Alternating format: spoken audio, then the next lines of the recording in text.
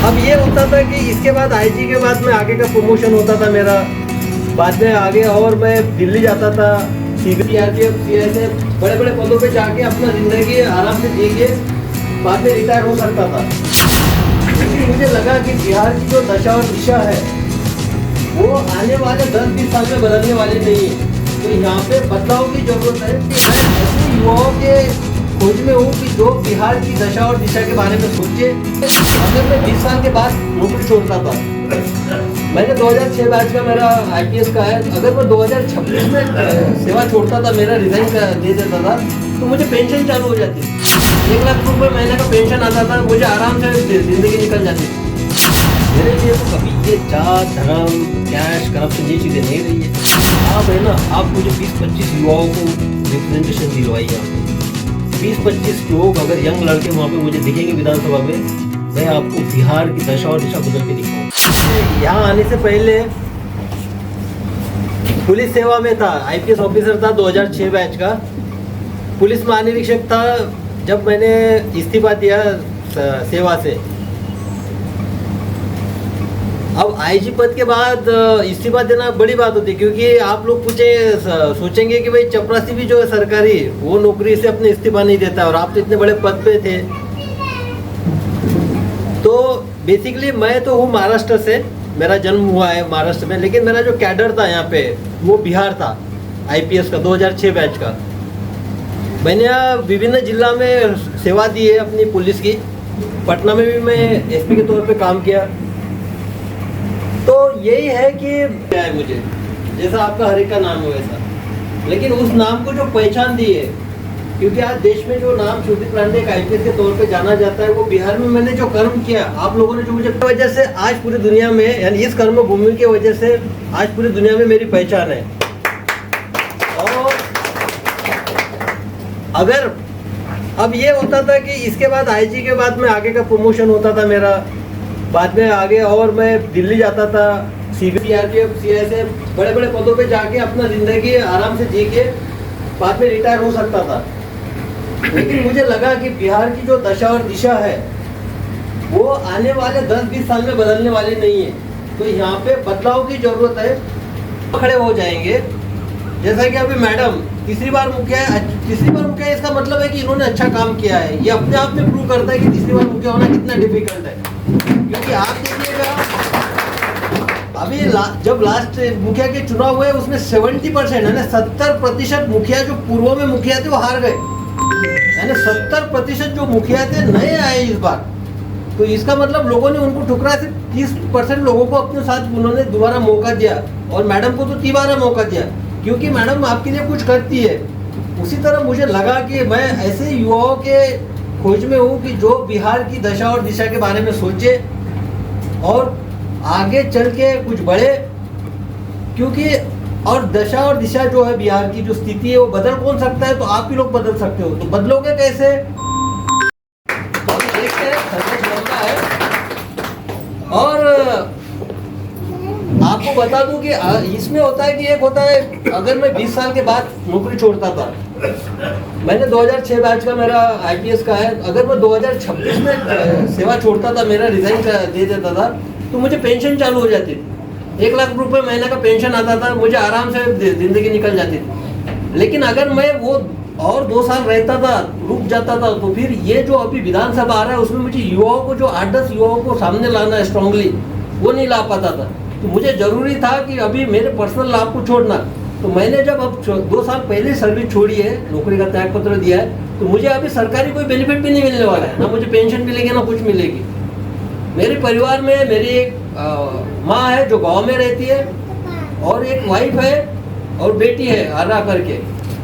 तो वो मेरी पत्नी ने, डॉक्टर ममता ने, वो डॉक्टर है, बेटी की जिम्मेदारी उसने उठा ली। माँ गांव में, घर में हमारे 6-6.5 एकड़ खेती है, वो बोली कि मेरा वहाँ चल जाएगा, आपको जो करना है दिल खोल के बिहार के लिए कीजिए। मैं तो सब छोड़ के बिहार में अब कुछ देने के लिए प्रयास करूँगा। अब आपकी बारी है, आप कैसे सोचते हो, युवा पीढ़ी कैसे सोचती है, कैसे जुड़ती है। और मुझे काफ़ी अच्छा लगा मैडम के बारे में सुन के भी, क्योंकि चलो ऐसे भी पोटेंशियल यहाँ पे लीडरशिप है, और मैडम अगर आप चाहेगी तो आगे दे सकते हैं, उन लोगों को खोजना पड़ेगा। तो सब मुझे बोलने लग गए कि यहाँ पे जो है बिहार में कहावत है कि बेटी और वोट सिर्फ जात में देना है। तो सब बोले कि अगर जैसे ही आप आगे बढ़ोगे, कुछ भी करोगे, तो लोग जिस दिन वोटिंग के दिन जाएंगे तो वह जात पे वोट का बटन दबाएंगे, आप कुछ नहीं कर पाओगे। लेकिन मैं हमेशा पॉजिटिव सोचता हूँ, क्योंकि मुझे यहाँ के लोगों ने जो प्यार दिया है, मेरे जात वगैरह देख के नहीं दिया है, मेरे कर्म को देख के दिया है। तो मुझे लगता है कि अगर अच्छे कर्म वाले, निस्वार्थ कर्म वाले अगर यंग लड़के आएंगे, नई पीढ़ी यहाँ पे आएगी, तो बदलाव होगा, लोग भी उसको एक्सेप्ट करेंगे और बिहार की दशा और दिशा बदलने में वो उसकी मदद होगी। पर कर्ज है, क्योंकि आप लोगों ने मुझे नाम दिया है, तो मैं ऐसा फरामोश होकर बिहार से नहीं जा सकता हूँ। मुझे यहाँ पे एक जनरेशन तैयार करनी है लीडरशिप की, जो बिहार के जो प्रोजेक्ट्स है उसको संभाले, एक नई दिशा दे। बस यही मेरा है कि भाई एक कदम बढ़ाए, माटी का जो कर्ज है उतारने के इसमें मैं यहाँ मेहनत करूँगा। और ये मैं नहीं है कि भाई अभी मुझे छोड़ना है, जो बस इलेक्शन होगा चल जाऊँगा, नहीं, मैं ठान के आया हूँ कि मैं मेरे ज़िंदगी के आने वाले कम से कम 15 साल तो यहाँ दूंगा, और मैं ट्राई करूँगा, मैं प्रयास करूँगा कि विजन बताएंगे। नहीं, आने वाले 10-20 साल में बिहार के दशा और दिशा बदलने के लिए जो युवा अपना यहाँ पे एनर्जी देगा, जो कुछ करना चाहता होगा, बस उन्हीं को जोड़ने की एक मुहिम है ये। सर, इसमें क्या, जैसे कुछ युवा जो है पढ़े लिखे भी हैं, कुछ शिक्षा से वंचित भी हैं, लेकिन तमाम युवा अगर आपके साथ आना चाहें तो दोनों को कैसे आप जो है लामबंद कर पाएंगे? मेरा मानना है शिक्षा और उसके टैलेंट का या उसके कर्तृत्व का कोई ऐसा डायरेक्ट संबंध नहीं है। तो मेरे नज़र में जो शिक्षा, जो एजुकेटेड यूथ है, वही उतना ही इम्पोर्टेंट है जिसका शिक्षा नहीं हुआ है। क्योंकि हो सकता है कि वो सिचुएशन कुछ अलग हो, जिसके सिचुएशन में उसने शिक्षा प्राप्त नहीं की हो। तो मेरे लिए तो सिर्फ युवा है, वो शिक्षित हो अशिक्षित हो, सिर्फ उसमें एनर्जी चाहिए और बिहार के बदलाव के एक अंदर से आग चाहिए। युवाओं में खासकर सर बेरोजगारी के प्रति काफ़ी असंतोष है, इस पर आप क्या कहना चाहेंगे और इसके लिए आप कौन सा संरक्षण या संबल देने जा रहे हैं अपनी पार्टी की ओर? युवाओं के बेरोजगारी का तो एक्चुअली जो सवाल है ये काफ़ी बड़ा सवाल है। नहीं, इसको आप सिर्फ गवर्नमेंट जॉब तक की लिमिट रह के नहीं रख सकते हो। इसको आपके जो गवर्नमेंट जॉब के साथ साथ आपको जो प्राइवेट सेक्टर्स है, सर्विस सेक्टर्स है, एग्रो बेस्ड इंडस्ट्रीज के सेक्टर है, उसको भी आपको बढ़ाना पड़ेगा। तभी जाके रोजगार की समस्या का यहाँ पे एक दिशा हमको दिख सकती है। क्योंकि जो बेरोजगारी का अभी पैमाना है, मैं बता दूँ कि यहाँ पे कम से कम 60 लाख बच्चे ऐसे जो कि डिग्री होल्डर है, डिग्रियाँ लेके घूम रहे हैं, और गवर्नमेंट जॉब्स होगी कितने यहाँ पे? मैक्सिमम 10 लाख। तो फिर बाकी 50 लाख लड़के क्या करेंगे जो कि एजुकेटेड डिग्री लेके जा रहे हैं? तो उनके लिए तो सोचना पड़ेगा। तो उसके लिए ये कहे कि जो इंडस्ट्री सर्विस सेक्टर के बैकवर्ड फॉरवर्ड लिंकेजेस वो हमको डेवलप करने पड़ेंगे, और वो यहीं पे डेवलप करने पड़ेंगे, तभी इसका सोल्यूशन आगे होके आ सकता है।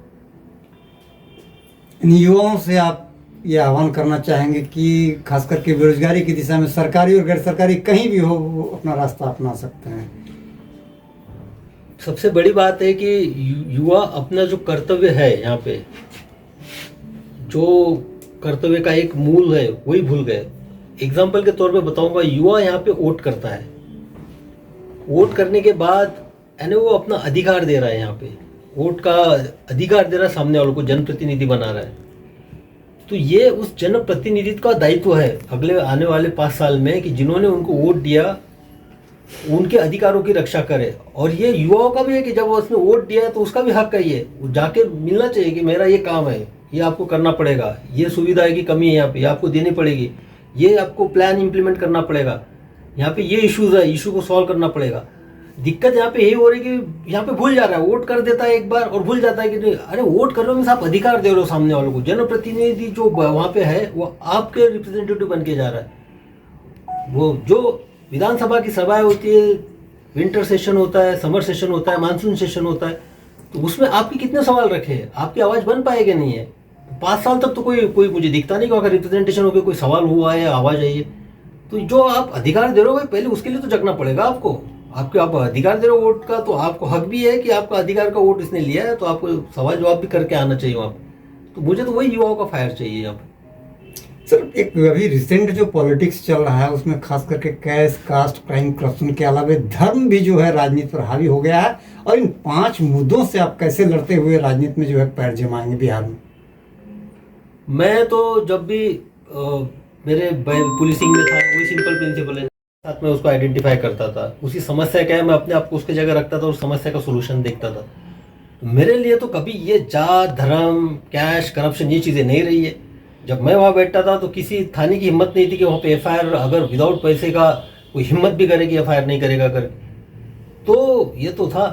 तो जब आप अगर उस तरह से हो तो ये चीज़ें गौन हो जाती है, क्योंकि मैंने ये चीज़ें की है ना, मैंने सामने वाले का कास्ट देखा है, ना उसका कैश देखा है, ना उसका रुतबा देखा है, ना उसकी पैरवी देखी है, कभी मैंने कुछ देखा नहीं। मुझे सिर्फ वो समस्या दिखी है और समस्या के साथ मैंने न्याय देने की कोशिश की है।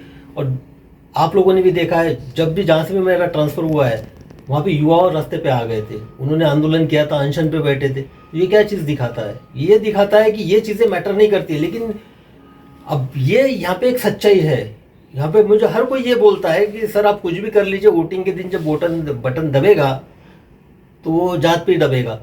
तो मुझे तो यही बदलना है ना, मुझे तो यही बदलना है। देखना है अभी भाई, ठीक है मैं अपील करूँगा, मैं अपने विचार रखूँगा। अभी इसके बाद भी अगर वहाँ वोटिंग का बटन जात पे दबता है या नहीं दबता है। क्या आह्वान करना चाहेंगे सर बिहार वासियों के लिए, तमाम लोगों के लिए, खास करके महिला, पुरुष, बेरोजगार, युवा, तमाम लोगों के लिए कि किस रूप में आपके लिए आपके साथ रहें? नहीं, बस आप है ना, आप मुझे 20-25 युवाओं को रिप्रेजेंटेशन दिलवाइए यहाँ पे। 20-25 लोग अगर यंग लड़के वहाँ पे मुझे दिखेंगे विधानसभा में, मैं आपको बिहार की दशा और दिशा बदल के दिखाऊंगा। आने वाले समय में पता ही चलेगा। Thank you sir, many thanks.